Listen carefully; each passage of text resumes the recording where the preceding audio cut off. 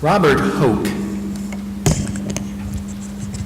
is the assistant professor of homiletics and worship at the University of Dubuque Theological Seminary. In other words, he's a preacher teacher.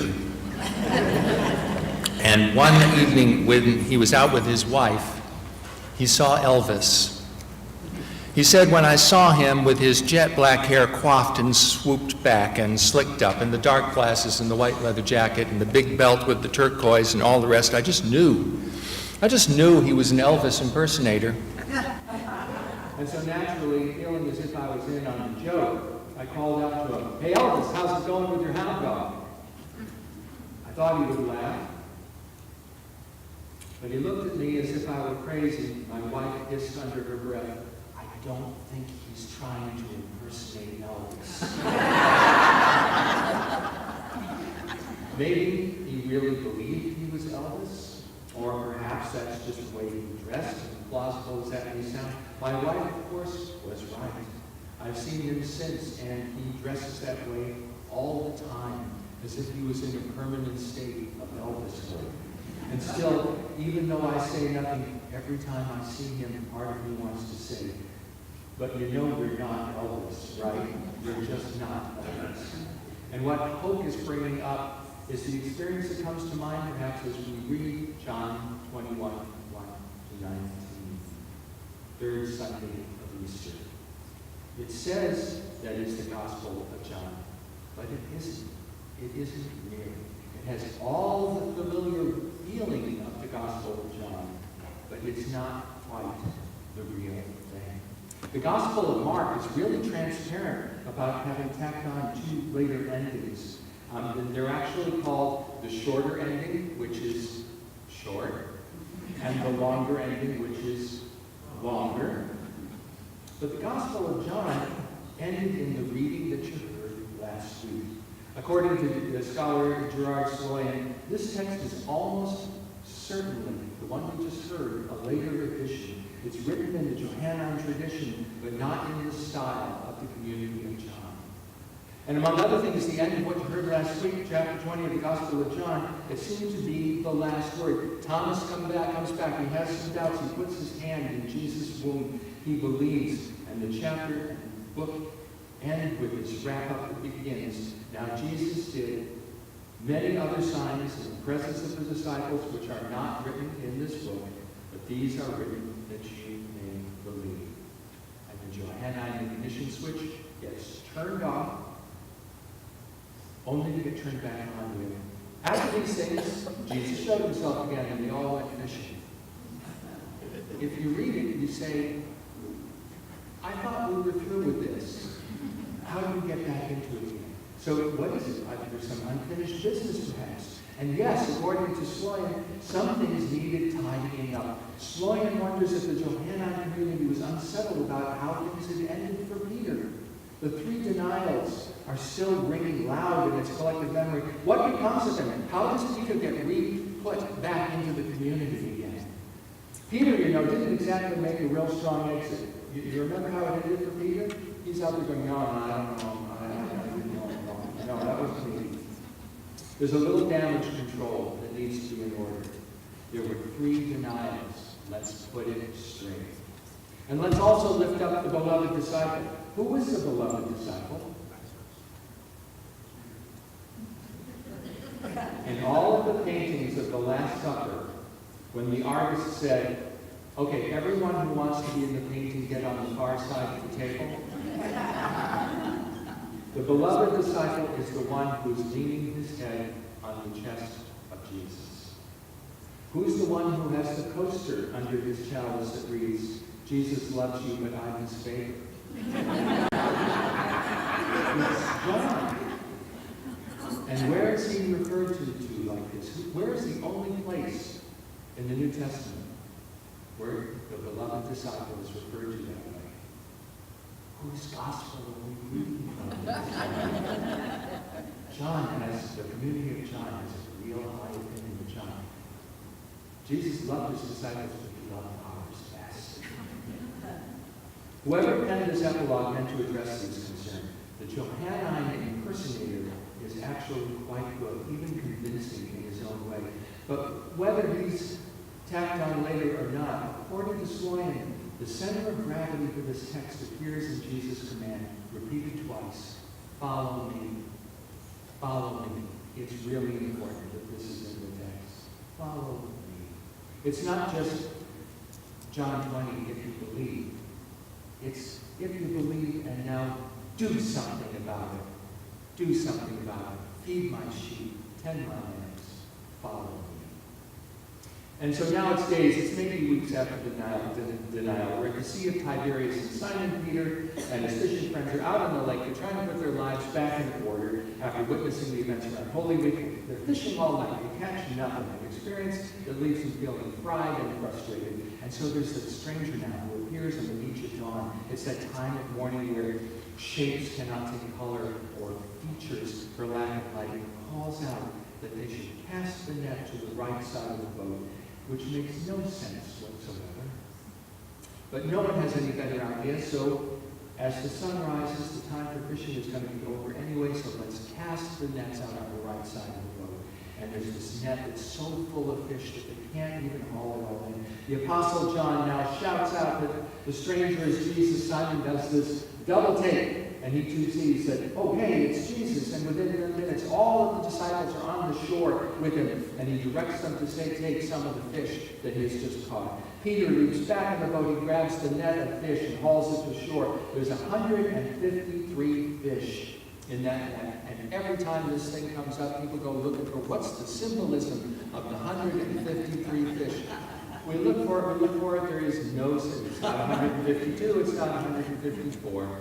There's no symbolism. This is this guy reading this, and he puts in 153, and we have to go, sometimes 153 fish is just 153. So meanwhile, there's a charcoal fire. The fire is lit, the smoke is wafting through the cool morning air, and the fish, which are known today as St. Peter's fish, and is described as being some kind of oversized bluegill, is frying over the fire. Today they eat the fish and the bread. And when they finish eating, Jesus turns and says to Peter, and here's where we make up for what happened outside of Caiaphas' house. When they finish eating, he says, Simon, son of John, do you love me more than these? And Peter says to him, yes, Lord, you know I love you. And Jesus says, feed my lambs. And without missing a beat, Jesus asks again if Peter loves him. And Peter says that he does love him. Jesus says, tend my sheep. And then again, as if the question had never been asked, Jesus inquires about Peter's love. And at this point, Peter is hurt by the persistent questioning, and he blurts out, Lord, you know everything. You know that I love you. Jesus commands him once again, feed my sheep. Feed my lambs, tend my sheep, feed my sheep. Jesus is just driving this point home in the dialogue with Simon Peter. And on one level, we see that he's giving Peter the opportunity to cancel out the 3 cowardly denials he made during Holy Week. And although Peter had insisted 3 times that he was not a disciple of Jesus, now he affirms 3 times that he loves him. 3 denials, 3 affirmations. We're back into the Bible numerology again. The slate is now wiped clean. But there's something more significant going on here, and it has to do with the work of tending sheep. Jesus is now laying out a job description. You need a job description? We'll give you one. This is what you need to know for disciple wannabes, people who will be involved in the day-to-day work of caring for the people of God. So I found this interesting little slice of life story. It's a weird little slice of life story by a New Yorker, so you know it's a weird slice of life. Named Greg Bullock. He said, I was sitting in front of 30 Rockefeller Center. I was sitting by the fountain one day. I was on my lunch break, and I decided to buy a hot pretzel. And there was a nearby vendor there, and the sidewalks were crowded with massive people hurrying along. And as I waited my turn in line, I couldn't help but notice there was this well-groomed man, looking to be somewhere in his mid-30s. And the man was leaning against a nearby wall. He appeared to be waiting for someone. And as I paid for my meal, my pretzel, He turned, straightened himself, and started walking my way. When I took my hot pretzel and began to step away, the man suddenly sprang forward and grabbed my food. And immediately we started tussling with each other. And as he tried to wrench the pretzel out of my hand, he began to scream. The weirdest thing, he said, "Feed me," over and over again, making a scene. And I finally gained control of the situation and pulling away without thinking. I said, "Go find your own food." And behind me I heard the vendor say, "Leave my customer alone, I'll feed you." He said, No, I want him to feed me." Quickly looking back, I was still looking to see why it had to be me. I found that the man had disappeared into the crowd, and suddenly I felt really sick at heart.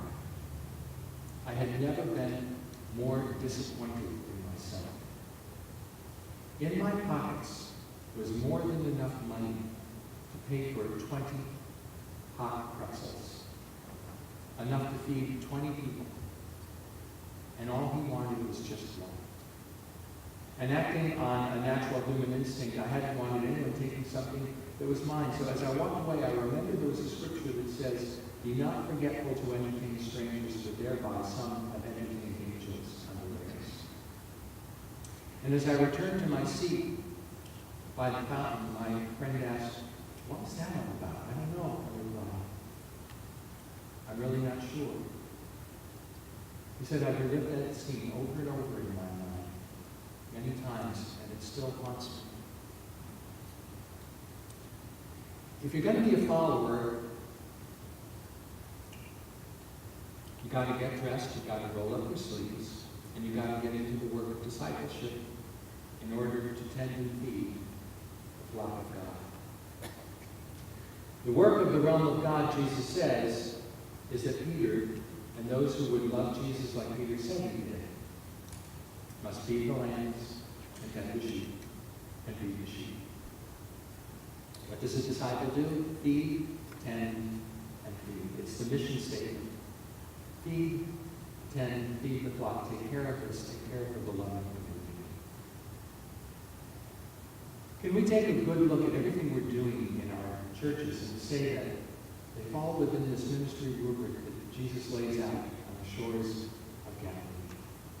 Feeding those sheep also means looking outward by increasing our presence in our community. It means feeding the vulnerable lambs that have been entrusted to our care by putting time and energy into the concerns of the community around us. Tending the lambs, whether the issues are national, such as mass incarceration or immigration or civil rights, or the explosion of weapons sales, many of which have only one purpose, which is to kill as fast and terribly as possible the most people in the shortest period of time. We have a voice.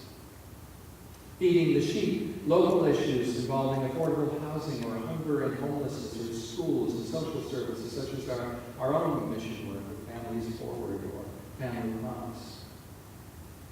Tending the sheep, and perhaps even in the personal commitment to global mission that we do from our own members who care for the environment through our new Green Faith program, and the national and international mission work we're embracing through our denomination and giving work from Pastor Masashi today. It's good to be an outward-looking people that engages the world with conservative mentality. And we hope to increase our presence here in this community in all of these ways that we're supporting and embracing the future campaign. But you know, there's one thing that some of our Christian brothers and sisters are embracing that I just can't get behind. And maybe you'll agree. I've never felt that I need to have legislation passed that protects me from being discriminated against as a Christian, because I need to be able to legally discriminate against people I disapprove of in my own narrow reading of the Bible. Would you agree that Christians have gained a real black eye by the actions that have been taken in North Carolina, Mississippi, and almost in Georgia? We can't put up with that stuff. So feed and tend and feed, and continue going against the curve. And I just want to see an increased presence of faith communities such as this one that bring a more inclusive message and result in safer, and I have to say more rational and loving places in which to nurture the faith so we don't read about some of the terrible ideas that continue to spring from the church, such as religious freedom bills. We're free. We're already free. We're free to be exactly who we are in our religious institutions. And we have some important friends here today. It's a pleasure to welcome new members at 11 o'clock today. Pastor Masashi is bringing us words on our work in Japan and the ongoing situation all this time later since the earthquake and the tsunami. And Matthew and Chris, our beloved now, Matthew and Chris are coming back at 3:30 for an ordination. We're doing work in many ways here at home and around the world. So join us to see how we are going to feed the flocks and expand our work both globally and locally so we can go out and continue feeding some sheep. Let's rise and sing our closing hallelujah.